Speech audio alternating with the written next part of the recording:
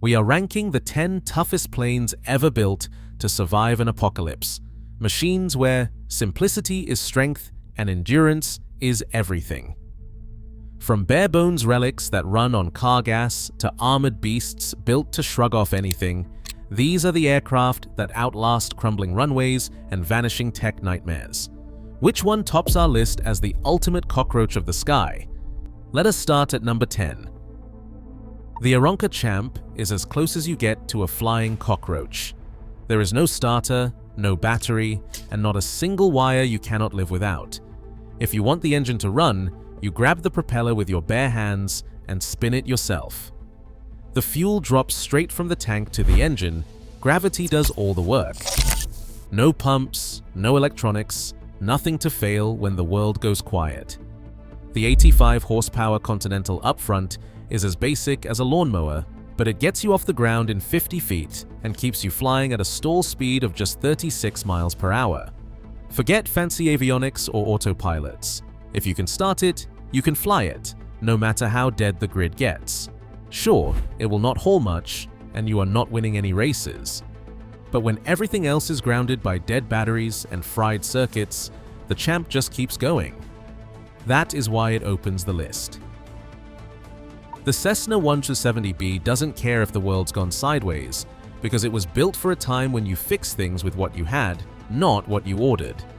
Under that polished aluminum skin sits a 145 horsepower Continental 0300, the kind of engine you can keep alive with a wrench and some borrowed parts. That's the trick. The 170B is the Honda Civic of the wasteland. Over 7,000 Cessna 172s have met their end in fields and ditches, and every one of them is a donor.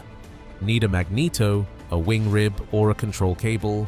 Scavenge one from a boneyard, or swap it at a Midwest farm auction. The tail dragger gear shrugs off potholes and mud, and the all-metal frame means you won't be patching fabric in the rain. FAA salvage certificates keep it mostly legal, but out here, it's all about what works. When the world is running on barter and scavenging, the 170B's endless supply of parts keeps it flying long after the plastics and glass cockpits have gone dark.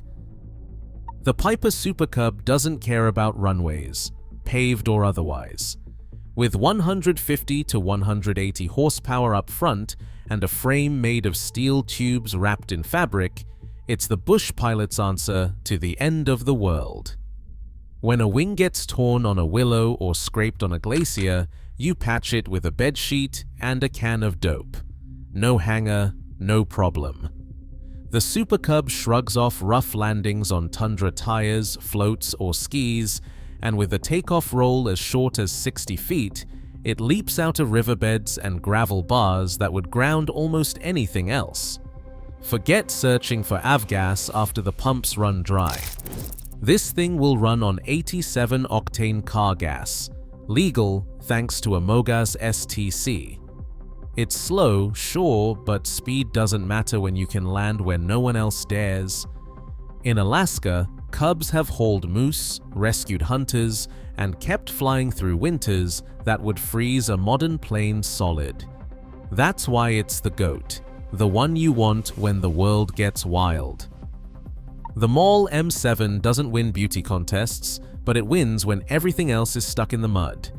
Built in Georgia by a family-run shop, it is the plane for people who want to haul the whole homestead out of trouble. Under the battered skin, you get 210 to 305 horsepower, enough to claw a loaded fuselage out of a cow pasture in 200 feet. The real secret is the clamshell doors. Crack them open and you can slide in a 55-gallon drum, a motorcycle, or whatever keeps you alive when the world goes sideways. The payload hits 1,200 pounds, more than some SUVs, and the elastomeric landing gear just shrugs off 10-foot drops like they are potholes. These are not delicate oleos, they are big rubber biscuits that swallow rocks and ruts. Mall owners do not wait for factory parts. They trade pulleys and magnetos through owner networks, keeping old birds flying with whatever is on hand. The paint might be faded and the wiring might look like a rat's nest, but when you need to move cargo over broken ground, nothing short of a helicopter can touch it. The M7 is ugly, stubborn, and exactly what you want when the only runway left is a dirt road behind your barn. The Cessna. 185 Skywagon doesn't just survive the apocalypse, it thrives in it. This is the aluminum tank of the bush, built to haul as much as it weighs and then some. With a Continental engine pushing out 260 to 300 horsepower, the 185 lifts a payload of up to 1,500 pounds, enough for a family, gear, and whatever you scavenge along the way. It is loud, it is brash, and it does not care if the runway is a gravel bar or a frozen lake. Floats are the real trick. In Alaska, Skywagons take off from rough water that would make most pilots sweat. Float plane operators talk about launching through whitecaps, bouncing over waves with the throttle wide open, the hull slapping so hard you taste metal.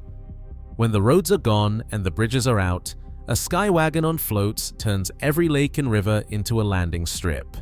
Need to get out fast? The 185 can claw off the water in under 800 feet, even fully loaded. On wheels, it shrugs off potholes and mud, thanks to its beefy landing gear and heavy-duty tailwheel. Maintenance is wrench and hammer simple. No fancy electronics, just cables and pulleys you can fix in the field. In a world where fuel is whatever you can siphon and parts are what you can trade, the Skywagon keeps flying.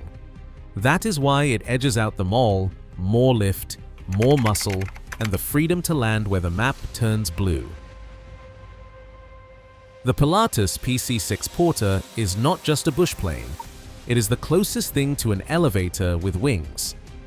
Born in Switzerland for mountain rescue and supply drops, the Porter's party trick is landing on a patch of hillside barely wider than a logging road. It will fly a steep approach, then throw its prop into reverse while still rolling, grinding to a stop in less than 300 feet, even on a 45-degree slope. Pilots have set down on glaciers, rock faces, and muddy riverbanks that would terrify a Super Cub.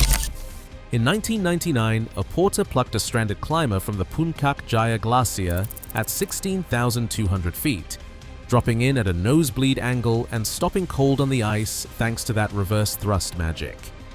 The turboprop engine is the secret. It drinks Jet A or diesel, fuels that are easier to scavenge from trucks than aviation gasoline when everything else is gone. But there is a catch. No mogas here. If you cannot find Jet A, the Porter is just a very expensive tent. Still, if you need to get in or out of a mountain pass with a full load and nowhere to land but a goat path, nothing else comes close. The PC-6 trades fuel simplicity for performance that borders on the impossible, and that is why it closes out the workhorse class and stands alone as the king of the short field stunt. The de Havilland Beaver isn't just a bush plane. It is the gold standard for surviving where the map turns white and blue. Born in 1947 and still working hard nearly 80 years later, the Beaver was built to shrug off punishment that would ground anything else.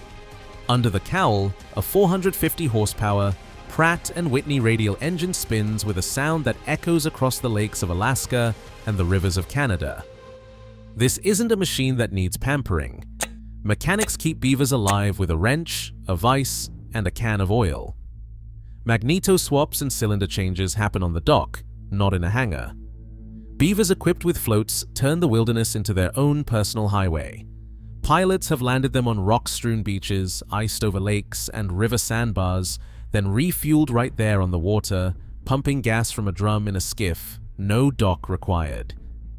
In the 1990s, Dan Branson was forced down on Lake Iliamna after carb ice killed his engine. He patched a busted float strut with spruce logs and duct tape, then got the Beaver airborne again the next day. Stories like that aren't rare, they are the rule. Airframes have logged over 100,000 hours, some on their third or fourth engine, still flying freight, fish, and families into places where the only other way in is by foot or dog sled. The landing gear is built like a locomotive. Steel oleostruts soak up impacts that would shatter lighter planes. On floats or skis, the Beaver takes whatever nature throws at it. There is a reason you will still find them working the North Country when every shiny new composite plane has gone silent. In the apocalypse, the Beaver doesn't just survive, it outlives its pilots. The Air Tractor. 8802 was born in the dust and chemicals of American farm fields, but it is built for war. This is not your average crop duster. Under that broad, blunt nose sits 1,350 shaft horsepower turboprop, and behind the stick is a cockpit wrapped in armor thick enough to stop rifle fire. Most planes on this list shrug off potholes. This one shrugs off bullets. The AT-802 was designed to fly low and slow, just feet above the corn or the battlefield, where every wire and tree branch is a threat. That is why it comes with self-sealing fuel tanks, armor plating, and a steel frame that can take a punch. Pilots have hit power lines, torn through fences, and flown home leaking fertilizer and oil, but still made it back to the barn. In the last decade, the AT-802 has gone from spraying fields in Texas to dropping water on wildfires in California, and even flying combat missions as a gunship. Exported to places like Colombia and UAE, it has been outfitted with 20mm cannons, night vision, and missile racks, enough firepower to make it a target of controversy. Critics call it the world's toughest crop duster. Pilots call it the Mad Max of the sky. But the real trick is not in the weapons or the armor. It is the ability to keep flying after taking hits that would ground anything else. The self-sealing tanks mean a lucky shot will not turn you into a fireball. The armored cockpit gives the pilot a fighting chance if things go south. Even the landing gear is oversized, built to take hard landings in rutted fields or on dirt roads. The only catch is like the Porter. It needs Jet A or diesel to keep turning. In a world where fuel is whatever you can siphon from a truck, that is a trade you might be willing to make for a plane that is unstoppable. There is tough, and then there is the Antonov An-2. Imagine the world's biggest biplane, built not for pilots, but for peasants who fix tractors with a hammer and some hope. The An-2 first flew in 1947, and the Soviets designed it for a country where winter means -40, and the nearest mechanic is a day's drive away. Under the hood sits a 1,000 horsepower Shvetsov radial engine that burns oil like a steam locomotive and keeps running even when the air is thick with snow. When a cylinder cracks, Siberian mechanics swap it out in the open, hands numb, following a TP2M manual that might as well be written on birch bark. Wing ribs get straightened with a ball-peen hammer right on the frozen tundra, no hanger, no problem. The real magic is in the wings. With more fabric and wood than a barn dance, the An-2 creates so much lift it simply refuses to stall. Slow it down to 20 miles an hour, and it does not drop. It just mushes down like a parachute, tail low, nose up, floating to earth with the grace of a falling barn door. Pilots in Russia joke that you do not land an An-2, you just run out of patience and let it settle. In the apocalypse, that kind of forgiveness is worth more than gold. The An-2's biplane design means double the wings, double the chances to patch a hole. Fabric tears? Stitch it with fishing line and slap on some dope. Engine hiccup? There is a whole folklore of fixes, vodka for the mechanic, duct tape for the rest. It is slow, topping out at 150 miles per hour, but when the world is broken, speed just gets you to the next problem faster. What keeps the An-2 flying is brute simplicity. If you can swing a hammer and read Cyrillic, you are in business.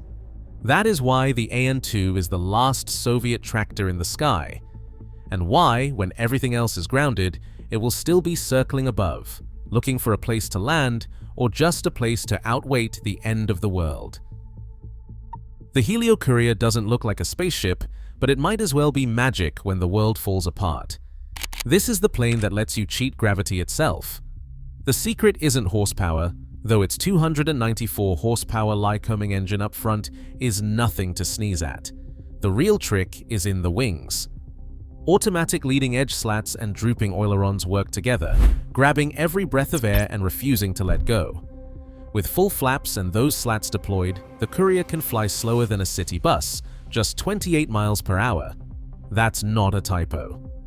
At those speeds, the Courier isn't so much flying as hovering, floating over treetops and dropping into clearings that would terrify a Super Cub pilot. Back in the 1960s, the CIA needed a plane that could disappear into the jungle, land on strips cut by machete, and when things went sideways, keep its pilot alive. Enter the Courier, modified for covert work in Southeast Asia during missions like Operation Millpond and later in Laos. The agency demanded a cabin built like a roll cage, steel tubing welded into a fortress around the seats. Stories from Air America pilots tell of Couriers smashing into 20-foot trees, the wings torn off, but the crew walking away. You don't get that from aluminum and hope. The Courier's party trick is its ability to land where nothing else can. Jungle strips, mountain slopes, dry riverbeds. If you've got 100 feet of dirt, you've got a runway. The slats pop out automatically when the airspeed drops, holding the nose up and keeping the wings alive at walking pace. There is no computer, no servo, just honest mechanics and a little aerodynamic black magic. On approach, the Courier settles in so slow you can count fence posts as you pass. If you botch the landing, the steel cage cabin is your insurance policy. It's not all perfect. Helios are rare, and parts are scarcer than a cold drink in the jungle. The slat system is a marvel, but it's not something you fix with a hammer and a prayer. Still, when the chips are down and you need to get in or out of the last patch of ground left, nothing else comes close. The Courier is the ultimate cheat code for the end of the world, near hover landings, crash survival built in, and a design straight from the playbook of people who expected not to come home. That's why it tops the list. When everything else is grounded, the Helio Courier will still be floating in, slow and steady, onto a strip no one else can touch. Across all 10 entries, one truth stands out. The simplest planes endure when everything else fails. Mechanical reliability, field repairs, and fuel flexibility matter more than digital gadgets or luxury. In a world where tech collapses, rugged design is survival.